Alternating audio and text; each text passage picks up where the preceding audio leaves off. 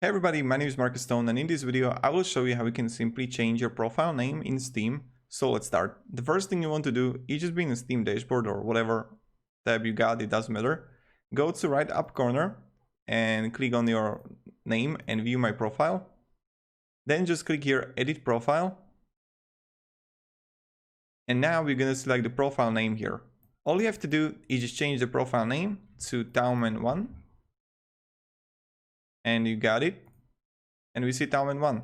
I will just add it, just TaoMan. And voila. So this is how you do it, guys. Thank you very much everybody for watching. If you have any questions, ask me down below in the comments. I'll be really happy to help you and provide you some feedback, guidance and stuff like that.